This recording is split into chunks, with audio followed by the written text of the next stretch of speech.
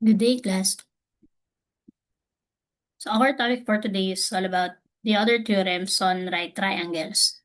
Objective, to find the trigonometric ratios of special angles. So first, let us discuss these special right triangles. So we have two special right triangles, the 30, 60, 90 triangle and the 45, 45, 90 triangle. So in the 30, 60, 90 triangle, here are the parts. We have the hypotenuse. We have the longer leg that is across 60 degrees. Kung ano yung katapat ni 60-degree angle, that is the longer leg. And then the shorter leg is across or opposite 30-degree angle. Okay? Now, with regards to their measurement, the shorter leg measures 1. Okay? And then the hypotenuse is always 2 times the shorter leg. So, ibig sabihin, kung 1 yung shorter leg, para makuha si hypotenuse ng 30, 60, 90 triangle, multiply mo lang sa 2. So, 2 times 1 is 2. And then the longer leg measures shorter leg times square root of 3. So again, since shorter leg is 1, therefore the longer leg is square root of 3. So for example, the shorter leg is 3. So what will be the measurement of the hypotenuse? So that will be 3 times 2, which is equal to 6. How about the longer leg? So longer leg is shorter leg, so 3 times square root of 3, which is equal to 3 square root of 3. Okay? So laging ganun yon. Okay, basta yung katapat ni 30 degree, 1, hypotenuse is 2, and then yung katapat ni 60 degrees is square root of 3. In 45, 45, 90-degree triangle, ganito naman siya. Since this is 45, 45-degree triangle, ibig sabihin, the two legs have same measurements. Okay? So, both legs measures 1. And then the hypotenuse is simply leg times square root of 2. Okay? So, 1 times square root of 2 is square root of 2. Okay? So, basta tandaan nyo lang lagi yung measurements nila. So now, let us find the ratio of the following special right triangles. Okay, first one is sine 30 degrees, meaning this will be our reference angle. Diba na-discuss na natin yung ratio nila? So sine 30, this is so opposite over hypotenuse. If this is our reference angle, nasa yung opposite, that is 1. So 1 over hypotenuse is 2. Kung ito yung reference, this will be the hypotenuse. This is the adjacent, katabi. Yung katapat or kaharap is the opposite. Next, cosine 30. Cosine is ka. So adjacent over hypotenuse. Adjacent is, that is square root of 3 over hypotenuse is 2. Tangent 30, TOA, opposite over adjacent. So opposite, that is 1 over square root of 3. Now, take note, class, na we cannot have a final answer wherein merong radical sa denominator. Diba? That is our topic about radical. So, we still need to rationalize this, meaning, kailangan mawala yung square root dun sa denominator. So, to rationalize, simply multiply both numerator and denominator by the radical na nasa denominator, which is square root of 3. So, 1 times square root of 3 is square root of 3 over square root of 3 times square root of 3 square root of 9. Then, simplify. Square root of 3, hindi na masisimplify. Copy. But, square root of 9, that is equal to 3. So, therefore, tangent 30 degrees is square root of 3 over 3. Secant 30 degrees. So, secant, cho siya. So, that is hypotenuse over adjacent. So, hypotenuse is 2 over adjacent, which is square root of 3.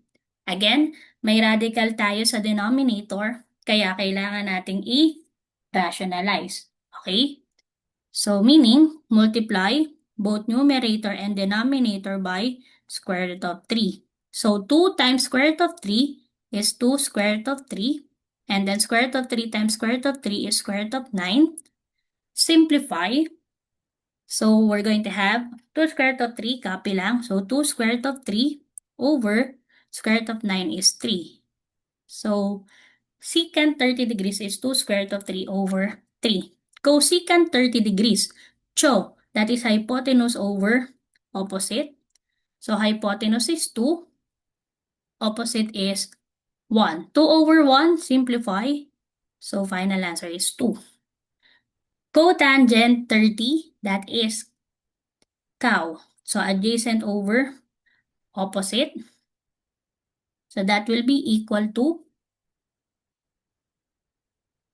adjacent is square root of 3 over opposite, which is 1. Simplify again. Final answer is square root of 3. Okay? So, ganun lang siya. Next. How about this? So, still 30, 60, 90, but this time, kunin naman natin yung mga sa 60 degrees. So, ibig sabihin, this will be our theta. Ito yung reference angle natin. Kaya yung parts niya, still, this will be the hypotenuse. Adjacent katabi is this one. And then, ang katapat niya is this square root of 3. So, siya yung opposite. So, again, sine 60, so, opposite over hypotenuse. So, opposite, that is square root of 3 over hypotenuse, which is 2. Next, cosine 60, that is ka, adjacent over hypotenuse. Adjacent is 1, hypotenuse is 2. Tangent 60, TOA, so opposite over adjacent. Opposite is square root of 3 over adjacent is 1. Simplify, square root of 3. Secant, 60 degrees siya. Hypotenuse is 2. Adjacent is 1. So, 2 over 1, simplify. That is 2. Next, cosecant 60. Cho, so hypotenuse over opposite. Basta lagi lang tandaan nyo. So, ka, towa, and then the cho, siya, kao. So, cosecant is cho, hypotenuse over opposite. Hypotenuse is 2. Opposite is square root of 3. Again, may radical. So, rationalize, multiply by square root of 3. So, we're going to have 2 square root of 3 over square root of 9. Simplify. So, 2 square root of 3 over 3. Last one, cotangent, 60 degrees, that is cow. So, adjacent over opposite, which is equal to, adjacent is 1 over opposite square root of 3. Rationalize again, multiply by square root of 3. So, we have square root of 3 over square root of 9. Final answer, square root of 3 over 3. Ganun lang yun. Okay? Next, sine 45 degrees. This time, 45, 45, 90 degree angle naman tayo. So, ang measurement lang, diba? 1, 1, and then the hypotenuse will be square root of 2. So, sine 45 degrees, again, so, ka, towa, and then the cho, siya, kao. Sine, so, opposite over hypotenuse. So, that is 1. Actually, since 45, 45, kahit ano yan, kasi pareho naman. Kasi for example, ito yung magiging reference natin. So, this will be adjacent. This is opposite. This is hypotenuse. Still naman, kung ito yung reference, ganun pa rin. Both 1 naman yung measurement lagi ni adjacent and opposite kay 45, 45, 90 degree triangle. So, opposite, that is 1 over square root of 2. Now, rationalize natin kasi may radical sa denominator. But this time, multiply natin by square root of 2. So, 1 times square root of 2, that will be square root of 2 over 4 over square root of 4. Simplify, square root of 2 over 2. Pwede ba itong masimplify? Hindi pwede. Okay? Kasi meron tong radical. So, ito na yung final answer. Next, cosine 45, that is ka. Adjacent over hypotenuse. So, adjacent is 1 over hypotenuse square root of 2. Again, rationalize natin. Multiply by square root of 2. That will be square root of 2 over square root of 4, which is equal to square root of 2 over Okay, over 2. Next one, tangent. So, TOA, opposite over adjacent. Opposite is 1, adjacent is 1. 1 over 1, simply 1. Secant 45 degrees. That is siya. So, hypotenuse over adjacent. Hypotenuse is square root of 2 over adjacent, which is 1. Simplify, so square root of 2. Cosecant 45, cho, hypotenuse over opposite. Hypotenuse is square root of 2 over opposite is 1. So square root of 2. Last one, cotangent 45 degrees. That is the cow. So adjacent over opposite equals adjacent is 1, opposite is 1. Final answer, 1. Okay? So ganun lang siya.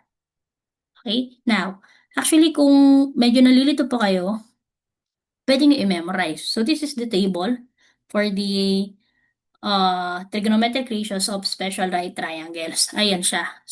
Actually, may sin 0, meron din hanggang 90 degrees yan. Okay, ayan yung mga iba't ibang triangle. Pero kung ayaw niya naman i-memorize din, you can use this, the trigonometry hand trick. Okay? So, kapag sin theta, kapag sin, lagi lang yan square root ng below fingers over 2. For example, sin 30 degrees. So, kung, di ba, ito yung palad mo. So, lagi ito yung 0, 30, 45, 60, 90. So, kunyari, sin 30, ibig sabihin, ipo-fold mo to. Okay? So, pag pinold mo to, di ba ito yung naka-fold? Ilan yung fingers sa baba kasi below fingers eh? Isa lang, di ba? So, magiging square root ng below fingers. So, square root of 1 over 2 or ano ba yung square root of ni 1? That is 1 over 2. Kaya magiging 1 half siya. Ganun lang siya. Kunyari, sin 60 degrees. So, this is 60. Fold mo to. Ilan ang fingers sa baba? 1, 2, 3. Kaya magiging square root of 3 over 2. Laging over 2. Okay, ganun yon. Pag cosine naman, that will be the square root of the upper fingers over 2. So, kunyari, cosine 45 degrees. So, cosine 45, ito yung 45, 0, 30, 45, fold mo to, but this time, since cosine yung sa taas. So, ito yung naka-fold, ilan yung fingers sa taas? 1, 2, square root mo. So, square root of 2 over 2. Let's say, cosine 60 degrees. So, 0, 30, 45, 60. Ito yung po-fold mo kay cosine. Bibilangin yung nasa taas na fingers. Isa na lang. So, square root of 1 over 2 or simply 1 over 2. Ganun siya. Okay? Pag tangent naman, that is square root of below fingers over square root of upper fingers. So, kunyari, tangent 60 degrees. So, tangent 60, so 0, 30, 45, 60, nandito. So, fold mo. Below fingers mo na ilan? 1, 2, 3. Square root mo. Square root of 3 over upper finger, ilan na lang? Isa. Over square root of 1. Now, simplify. Square root of 3, yun na talaga. But square root of 1 is 1. So, we have square root of 3 over 1 or square root of 3. Okay? Let's say tangent 45 degrees. So, ito yon. So, below fingers mo na, ilan yun din dito? 1, 2. So, magiging square root of 2 over sa upper finger, 1, 2, square root of 2 din. So, square root of 2 over 2, simplify mo, exactly the same. So, that will be equal to 1. Ganun siya. So, how about the others? Diba si sine, ang reciprocal niya or yung kapartner niya ay si cosecant. So, kapag cosecant naman, since reciprocal nga siya, babaliktarin nyo lang. So, kapag cosecant naman, magiging 2 over square root of below fingers. Baliktad. Okay, kunyari, cosecant 30. So, una, may 2 ka sa taas, and then 0, 30, below fingers, 1. Okay, square root of 1, which is 1. So, 2 over 1 equals 2. Ganun lang, baliktad. So, kapag cosine, ang kapartner niya si secant, so pag secant, ganun din, 2 over square root of, so upper finger. Okay, basta pag pina-fold yan kasi. I-fold nyo yung finger kung nasaan. Kunyari, 30, naka-fold yung pang 30. Ganon siya. Pag tangent, so si cotangent naman, baliktad din. So magiging square root ng, so upper over square root ng below. Okay? So, pwede nyo din itong gamitin, pero kung talagang nahirapan kayo, kahit dito, i-memorize nyo na rin sa triangle. So, pag 30, 60, kunyari, ito yung 30, ito yung 60, okay? Basta lagi ang katapat ni 30, 1. Si hypotenuse ay 2, ito ay square root of 3. Tapos, pag 45, 45 naman, 45, 45, 90, laging 1, 1, square root of 2. Tapos, tsaka mo gamitin yung sin 30. O, ito yung reference mo. Same lang yon. Tignan mo, sin 30. Kung sin 30, that is so opposite over hypotenuse 1/2. Same lang naman lagi ng makukuha natin, kahit anong method yung gamitin mo. So, tatlo yon. Pwedeng drawing mo yung figure, yung table, i-memorize, or you can do this hand trick. Okay? So now, find the value of each expression. Okay. So since, actually kung okay na kayo sa hand trick, pwede. Pero since dito, hindi ko mapapakita yung hand trick. So, i-drawing ko na lang yung triangle. So, since yung given 30, 60, 90 lang naman. So, 30, 60, 90. So, this is 1. Hypotenuse is 2. This is square root of 3. So, cosine 60. Cosine 60, ito yung reference natin. That is K, right? Adjacent over hypotenuse, 60. Adjacent is 1 over hypotenuse is 2. So, this is 1/2 times sine 30. Ito na yung reference natin. That is so, opposite over hypotenuse. Opposite is 1. Hypotenuse is 2. Now, pag nag-multiply ng fraction, numerator times numerator, denominator times denominator. 1 times 1 is 1. 2 times 2 is 4. So the answer will be 1/4. Okay? Next, cosecant 30. So this one, 30, that is CHO. So hypotenuse over opposite, hypotenuse is 2 over 1 plus, pwedeng mamaya mo na i-simplify sa final answer na okay lang naman yun. Secant 60, so ito, secant is siya, hypotenuse over adjacent, so hypotenuse is 2 over 1. So kapag similar, same denominator, add lang yung numerator, and then copy the denominator. So 2 plus 2 is 4 over, copy, 1. 4 over 1 is 4. Okay? Ganun lang yan. Next. So ito ulit. Drawing tayo ng triangle. So 30, 60, 90, 1, 2, square root of 3. Secant, adjacent, siya, hypotenuse over adjacent. Hypotenuse is 2. Adjacent ni 60 is 1. So 2 over 1 minus sine 30, this one. So we have opposite, so 1 over 2. Now, kapag nag-add tayo or subtract ng dissimilar fractions, ibig sabihin, different denominators, actually, may shortcut naman. Butterfly method tayo. Pero tandaan nyo lang, pag addition and subtraction lang yun ha. Pag multiplication, diretso lang. Numerator times numerator, denominator times denominator. Kapag dito, pwede tayong mag-shortcuts. Cross-multiply, butterfly. So, 2 times 2, that is 4. And then, minus 1 times 1 is 1 all over. Yung denominator, multiply mo lang yung mga denominators. 1 times 2 is 2. So, 4 minus 1 is 3 over 2. Ito na yon. Okay, kung ayaw nyo, pwede yung LCD. Kunin nyo pa yung LCD, pero shortcut na lang. Cosine 60. So, 60, that is cosine is ka. 60 adjacent, 1 over 2 all over. Tangent 60, that is TOA. Opposite, so square root of 3 over adjacent is 1. This is a complex fraction. Kapag ganyan, kunin mo lang yung reciprocal. Okay, pag kinuha yung reciprocal, babaliktarin mo lang. Reciprocal ng square root of 3 over 1 is 1 over square root of 3. Bali, kukunin mo lang yung reciprocal ng denominator.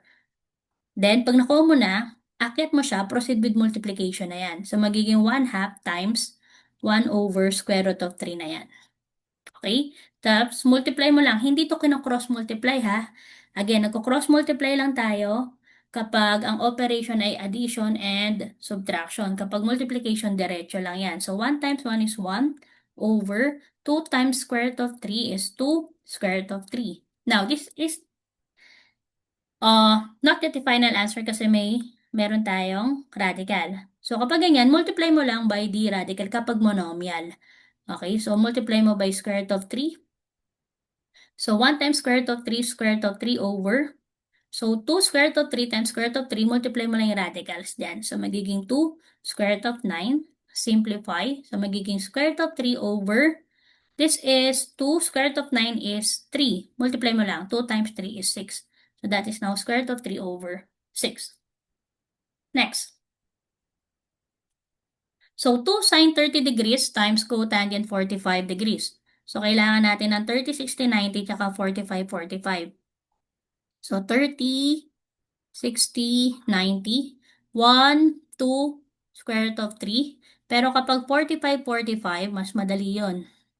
So, 45, 45, 90, 1, 1, square root of 2. Okay? Now, 2 sine, ibig sabihin, ito ay multiply mo sa 2 yan. So, 2 times sine 30, dito tayo titingin. 30, 60, 90, 30, opposite over hypotenuse. So, opposite, hypotenuse, adjacent. Ito, hypotenuse lang naman yan. So, opposite is 1 over 2 times cotangent 45. Dito naman tayo. Cotangent is cow. Adjacent over hypotenuse, so 1 over 1. Okay. Kapag ganito, whole number, multiply mo lang yan sa numerator. Or kung gusto mo, gawin mo lang din fraction yan. Para multiply mo lang sila lahat. Numerator tapos denominator. So, 2 times 1 times 1, that is 2 over 1 times 2 times 1 is 2. So, 2 over 2, that is equal to 1. Okay? Next, sine squared 30 degrees plus cosine squared 45 degrees. Sine squared, so sine muna. So, kay 30 tayo titingin. Opposite over hypotenuse, 1/2 squared plus cosine 45, cosine squared 45 degrees. So, cosine, adjacent. Let's say ito yon. So, adjacent, opposite. So, that is 1 over hypotenuse square root of 2 squared. Now, kapag in-squared, ibig sabihin, multiply mo lang naman sa sarili niya yung numerator and denominator. Parang ganito lang. Distribute mo yung squared. 1 squared is 1. 2 squared. 2 times 2 is 4. Plus 1 squared. 1 ulit over square root of 2 squared. Ganito yun. Square root of 2 squared. Diba kapag same yung index at yung exponent, cancel na yan. Para lang yung square root of 2 times square root of 2 magiging square root of 4. Square root of 4. Diba? Square root of 2 times square root of 2 is square root of 4. Square root of 4 is 2. Okay? Yan. Ito, addition to. So, pwede natin tong i-cross multiply.